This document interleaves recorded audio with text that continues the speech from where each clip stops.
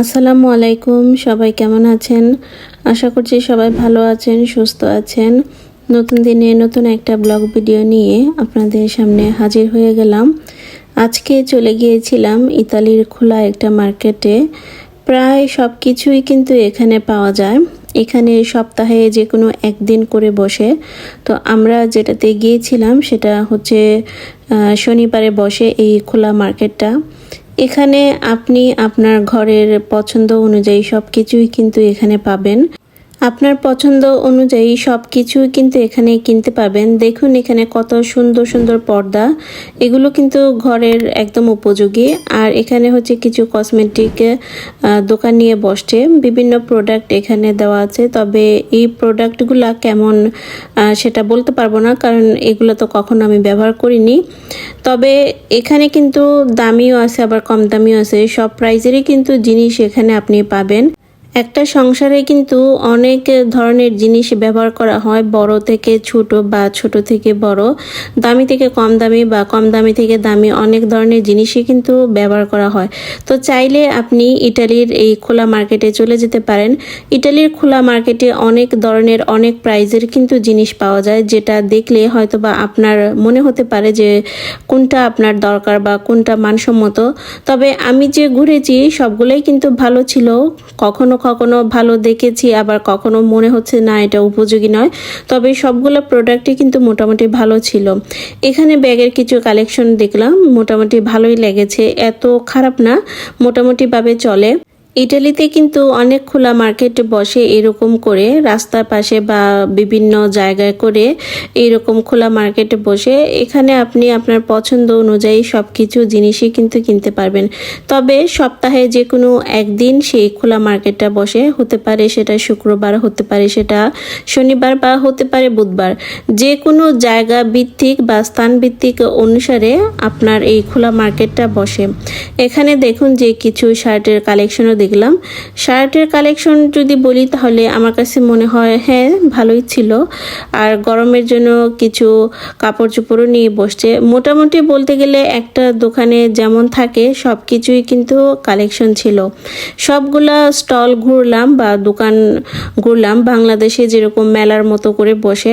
প্রত্যেক সপ্তাহে যে কোনো একদিন করে এই স্টলগুলা বসে। তবে আমি যতটুকু শুনেছি আরও বিভিন্ন জায়গায় বিভিন্ন মানে যে কোনো একদিন বা সপ্তাহে একদিন করে এইরকম করে মানে খোলা মার্কেটটা বসে। তো যাদের কাছে মনে হয় যে একটু কাছাকাছি আছে তারা গিয়ে ঘুরে দেখতে পারে। তো আমরা যে খোলা মার্কেটটা গিয়েছিলাম সেটা মোটামুটি একটু দূরেই ছিল, তারপরেও গিয়েছি। এই খোলা মার্কেটে আমি কখনো যাইনি, মানে যাইনি বলতে একবার গিয়েছিলাম, তারপর আর যাওয়া হয়নি। তারপর ভাবলাম যে না একটু দেখেই আসি, আবার কোনো কিছু যদি দরকার পড়ে তাহলে নিয়ে আসলাম। জুতার ছিল, তারপরে বাচ্চাদের কিছু খেলনা ছিল, বড়দের মানে মোটামুটি দেখলাম যে সব কিছুই কিন্তু বড়দের। বাচ্চাদের তেমন একটা বেশি আমার চোখে পড়ে নাই। এই খোলা মার্কেটে আপনি সস্তা জিনিসও পাবেন, আবার দামি জিনিসও পাবেন। আপনার যেটা রুচিসম্মত লাগে সেটা আপনি কিনে নিতে পারবেন। তবে এত যে খারাপ ছিল সেটা আমি বলবো না, আমার কাছে সবগুলোই কিন্তু ভালো লেগেছে, উপযোগী ছিল। তো যাই হোক, এখান থেকে আমরা ঘুরে ঘুরে অন্য স্টলের দিকে গেলাম। বিভিন্ন জায়গায় বিভিন্ন জিনিস সুন্দর করে সাজানো হয়েছে। তো আমার কেন জানি পর্দাগুলো দেখে খুবই ভালো লেগেছে, আমার কাছে মনে হচ্ছিল পারফেক্ট পর্দা ছিল। আমি যেরকম পর্দা খুঁজতেছিলাম ঘরের জন্য ঠিক সেই রকমই পর্দা। তো এখান থেকে আমার পর্দা একটা পছন্দ হয়েছে, সেটাও আমি নিয়ে এসেছি। আরও অনেক জিনিস পছন্দ হয়েছিল, তো যেগুলো যেগুলো দরকার ছিল সেগুলোও নিয়ে এসেছি। বিভিন্ন স্টল ঘুরে দেখলাম যে এই গরমের মধ্যে তারা তাদের উপযোগী জিনিসগুলোই নিয়ে বসছে। ভিডিওর এই পর্যন্ত যারা আছেন সবাইকে রিকোয়েস্ট করে বলতেছি, যদি আমার ভিডিওটা আপনাদের ভালো লাগে তাহলে অবশ্যই লাইক কমেন্ট করবেন। চ্যানেলে নতুন হয়ে থাকলে চ্যানেলটা সাবস্ক্রাইব করবেন, পাশে থাকা বেল বাটনটা বাজিয়ে দিবেন পরবর্তী নোটিফিকেশন পাওয়ার জন্য। এত গরম কি বলবো, গরমের মধ্যে এত ঘোরাঘুরি ভালো লাগতেছে না, কিন্তু না ঘুরে তো উপায় নেই, না ঘুরলে তো ভালো মন্দ কোনো জিনিসই দেখতে পারবো না, তার জন্য ঘুরতে হচ্ছে। কিন্তু গরমটাও ছিল খুব বেশি, যার জন্য একটু খারাপও লাগতেছে। যারা ইটালিতে আছেন তারা তো সবাই জানেন যে সপ্তাহে যে কোনো একদিন করে এইরকম খোলা মার্কেটে বসে। আর সেই জায়গায় কিন্তু আপনি আপনার পছন্দের জিনিসগুলোও কিন্তু খুঁজে নিতে পারবেন। প্রচুর ঘোরাঘুরি করেছি, ঘুরতে ঘুরতে একদম ক্লান্ত হয়ে পড়েছি। আর এত তীব্র রোদ ছিল, গরমটাও একদম বেশি ছিল, কি করব বুঝতে পারতেছিলাম না, কিন্তু যেতেও মন চাইছিল না। সব জিনিসগুলা দেখতেও ভালো লাগতেছিল আর মনে হচ্ছিল যে সবগুলাই নিয়ে যাই। সবগুলা বলতে কি আমার ভীষণ পছন্দ হয়েছিল পর্দাগুলা, যেরকম পর্দা আমি খুঁজতেছিলাম ঠিক সেই রকম পর্দাই পেলাম। তো অনেক টাইপের বা অনেক ধরনের পর্দাই পছন্দ হয়েছে, তার মধ্যে থেকে একটা আমি নিয়েছি। যদি আবার কখনো যাওয়া হয় তো সেই অনুসারে আবার মনে করলাম যে আরেকটা নিয়ে আসবো। আমি যতটুকু বুঝতে পারলাম খোলা মার্কেটে এসে প্রায় সব কিছুই কিন্তু এখানে পাওয়া যায়। এখানে পাওয়া যায় না এমন কিছু না, সব কিছুই কিন্তু আপনি পাবেন। আপনার নিত্য প্রয়োজনীয় বা হাতের নাগালে যে কোনো জিনিস দরকার সেটাই কিন্তু আপনি এখান থেকে খুঁজে নিতে পারবেন। ঘোরাঘুরি প্রায় শেষের দিকে, এখন চলে যাব বাসায়। তো বাসায় গিয়ে আমি শেয়ার করব আপনাদের সাথে যে কি জিনিস কিনলাম আর এর প্রাইস কীরকম পড়েছে। তো সব কিছুই ভালো ছিল। এখানে দেখেন যে একটা পর্দা কিনেছি। আমি তো আগেই বললাম যে আমার পর্দা ভীষণ পছন্দ হয়েছে, যেরকম খুঁজতেছিলাম ঠিক সেই রকমই একটা পর্দা পেয়েছি।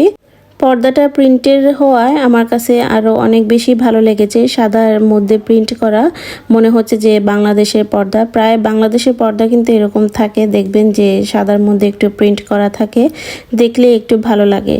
এখানে হচ্ছে কিছু সুই কিনে এনেছি, বড় ছোট সব মিলিয়ে আমি সুইগুলো কিনে এনেছি, দরকার তার জন্য কিনে আনলাম। আর বড় সুইগুলোরও দেখলাম যে মোটামুটি মাঝে মাঝে দরকারই পড়ে, তার জন্য সব কিছু একসাথে পেয়ে গেলাম। আর এখানে হচ্ছে সুতা কিছু নিয়ে আসলাম, যে সেলাই করার জন্য জামার সাথে মিলিয়ে কিছু সুতা আমি কিনে আনলাম। আমি যে জায়গায় যাই না কেন, বিশেষ করে যদি কেনাকাটা করতে যাই, তাহলে দেখি এখানে সেলাই মেশিনের জিনিস পাওয়া যায় কিনা। যদি দেখি যে এখানে সেলাই মেশিনের জিনিসপত্র পাওয়া যায়, তাহলে তো সেই জায়গা আমি মিস দিই না, অবশ্যই যাই। এবং সেলাইয়ের যাবতীয় যা জিনিস থাকে না কেন, সুতা থেকে শুরু করে যাই থাকুক না কেন, সেটা আমি নিয়ে আসি। কারণ হচ্ছে এমন সময় দেখা গেল যে আমার এই জিনিসটার দরকার বা ওই জিনিসটার দরকার, যদি হাতের কাছে না পাই তাহলে তো আমাকে বসে থাকতে হবে। তার জন্য আমি সব কিছু কিনে বাসায় রাখি। আচ্ছা, এখানে আমি একটা রেসিপি শেয়ার করি। এখানে হচ্ছে আজকে বড় মাছের শুটকি দিয়ে আর আলু দিয়ে রান্না করতেছি। অনেকেই তো বড় মাছের শুটকি দিয়ে আলু দিয়ে রান্না করে থাকেন, তারপরেও বলার কিছু নাই। যেহেতু আমি রেসিপিটা দিচ্ছি, আপনারা কমেন্টে জানাবেন যে আমার রেসিপিটা আপনাদের কাছে কেমন লাগলো। অনেকেই অনেকভাবে রান্না করেন, তো আমি যেভাবে রান্না করি সেটাই শেয়ার করলাম। আর তেলের মধ্যে প্রথমে আলু আর শুটকিগুলাকে আমি একটু ভেজে নিয়েছি। তার আগে বলি, গরম পানি দিয়ে আমি ভালো করে শুটকিটাকে ধুয়ে নিয়েছি, তারপরে তেলে ভেজে আমি এখন সব মশলা দিয়ে কষিয়ে নিলাম। সব মশলা বলতে কি, এখানে হলুদের গুঁড়া, মরিচের গুঁড়া আর ধনিয়া গুঁড়া দিয়েছি, কিন্তু জিরা গুঁড়া আমি দিইনি। আর জিরা গুঁড়াটা আমার কাছে মনে হয় শুটকির মধ্যে না দিলেই ভালো। এখানে ভালো করে আমি কষিয়ে নিলাম। নেওয়ার পর তারপরে যে আলু আর বড় মাছের শুটকিটা আমি ভেজে রেখেছিলাম সেটাও দিয়ে দিলাম। দিয়ে এখন ভালো করে আমি দুইটাকে কষিয়ে নেব। কষানোর এক পর্যায়ে দেখবেন যে তেলটা ভেসে উঠেছে, তারপরে আপনি আপনার প্রয়োজন অনুসারে ঝোলের পানিটা দিয়ে দিবেন। আপনারা যেরকম ঝোল খেতে ভালোবাসেন ঠিক সেই রকমই দিবেন। যেহেতু আলু দিয়েছি তাই একটু বেশি পরিমাণে ঝোল দিলাম, কারণ আলুটা কিন্তু ঝোলটা একটু শুষে নেয় বা টেনে নেয়। আর একটু সিদ্ধ হওয়ার জন্য আমি এখানে ঝোলের পরিমাণটা একটু বেশিই রেখেছি, কিন্তু এতটা ঝোল থাকবে না, এটা আবার টেনে নিয়ে যাবে। আর এখানে আমি হচ্ছে করলা ভাজি করলাম, আলু দিয়ে মানে করলা ভাজি করেছি। আর 2 পিস মাছ আমি ভেজে ওই কাটা ছাড়িয়ে মাছটাও আমি মানে দিয়ে দিলাম করলার মাঝে। এরকম মানে মাছ দিয়ে করলা ভাজি খেতে কিন্তু খুবই ভালো লাগে। এই রেসিপিটা আমার শেয়ার করা হয়নি, শেয়ার করলে ভিডিওটা অনেক বড় হয়ে যাবে। তবে মাছ দিয়ে করলা ভাজি খেতে কিন্তু খুবই ভালো লাগে, যারা খাননি একবার ট্রাই করবেন। মাছটা প্রথমে ভেজে নেবেন, ভেজে নিয়ে আপনারা কাঁটাটা ছাড়িয়ে নেবেন। আমরা যেরকম করলা ভাজি করি ঠিক ওইভাবে করলা ভাজি করার পর ঠিক এক পর্যায়ে এই মাছের ঝুড়াটা আমরা দিয়ে দেব। এখানে আপনারা আগেই দেখেছেন আমার একটা ভিডিওতে যে আমার মরিচ গাছটা ছিল, কিন্তু এই মরিচ গাছটা এখন আমি উঠিয়ে ফেলবো, কারণ মরিচ ঠিকই আছে কিন্তু মরিচগুলা কেন জানি একদম ছোট টাইপের হয়, বড় হতেই চায় না। আর নতুন গাছ লাগাবো তার জন্য মরিচ গাছটা আমি তুলে ফেলবো। কিছু মরিচ ছিল গাছে, ওইগুলা পেরে নিব, তারপর হচ্ছে গাছটা আমি উঠিয়ে ফেলবো। গাছটা আমার কাছে মনে হচ্ছে সারটা একটু বেশি পড়ে গেছে, যার জন্য গাছের যে পাতাগুলো আছে সেগুলো মানে ঝরে পড়তেছে। তো এখানে গাছটা আমি উঠিয়ে নিচ্ছি, নেওয়ার পর মাটিগুলা আমি একটু ভেঙে ভেঙে দিচ্ছি, সবগুলা মাটি একসাথে মিশিয়ে নিচ্ছি, কারণ অনেক দিন হয় মাটিটা বসে গেছে, সেই মাটিটা আমি একটু কুড়ে দিচ্ছি। আর এখানে হচ্ছে নতুন গাছ লাগাবো, বীজ আরও আমি মানে মরিচের বীজগুলো আমি আরও ফেলেছি, যদি গাছ হয় তাহলে এখানে আমি আরও নতুন করে গাছ লাগাবো। যার জন্য এই মাটিটা তো ভিজা ছিল আর অনেকদিন বসে ছিল, যার জন্য এই মাটিটাকে একটু কুড়ে নিচ্ছিলাম, উপর নিচ করে দিচ্ছিলাম। আর এই মাটিটাকে এখন ভালো করে শুকাবো, তারপরে হচ্ছে নতুন করে গাছ লাগাবো। কথা বলতে বলতে ভিডিওর প্রায় শেষ পর্যায়ে চলে এসেছি। আমার ভিডিওটা আপনাদের কেমন লাগলো অবশ্যই কিন্তু আমাকে কমেন্টে জানাবেন, আর আপনাদের কমেন্ট পড়তে আমারও খুব ভালো লাগে। তো আজকে এই পর্যন্তই, সবাই ভালো থাকুন, সুস্থ থাকুন, আল্লাহ হাফেজ। নতুন আরেকটা ভিডিওতে দেখা হবে।